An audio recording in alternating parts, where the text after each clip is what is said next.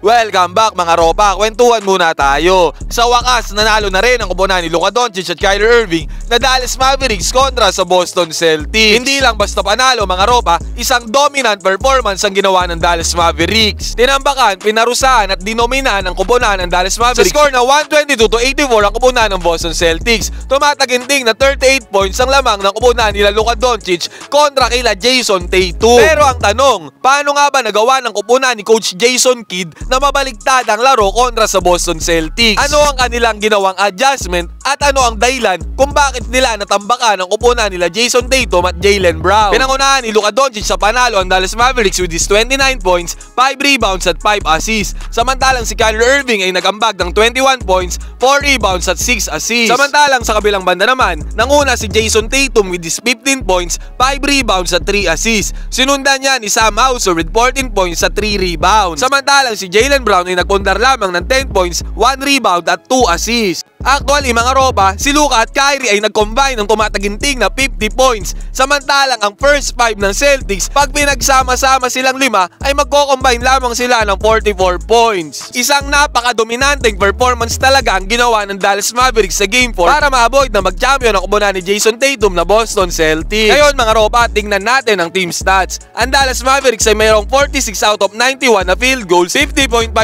yan mga ropa. Napakataas niyan. Samantalang ang Boston Celtics ay tumataginting na 29 out of 80 sa field, 36.3% lamang. Kung usapang 3-pointers naman, hindi pa rin napigilan ng Dallas Mavericks ang 3-point shooting ng Boston Celtics. Pero this time kasi, nasabayan na nila ang mainit na shooting ng Boston Celtics sa 3 points. Ang Dallas Mavericks ay 15 out of 37 sa 3-point line, 40.5% yan. Ang Boston Celtics naman ay 14 out of 41 sa 3-point line, 34.1% yan. Ito na yung sinasabi ko nung nakaraan, para manalo ang Dallas Mavericks, kailangan nilang mapigilan or pantayan ang 3-point shooting ng Boston Celtics, which is ngayong Game 4 ay successful nilang nagawa kung kaya't natambakan nila ng gusto ang koponan nila Jason Tatum. Bukod sa field goal percentage at 3-point percentage ng Dallas Mavericks na lumamang sila, ang isa pang nagpapanalo sa koponan nila ay ang kanilang rebounding dahil tumataginting na 52 total rebounds ang ginawa ng Dallas Mavericks kumpara sa 31 total rebounds lamang ng Boston Celtics. Ang laking diferensya nito, ito talagang naging X-factor at difference maker kung bakit natambakan ng Dallas Mavericks ang Boston Celtics sa Game 4. Sa makatuwid in conclusion,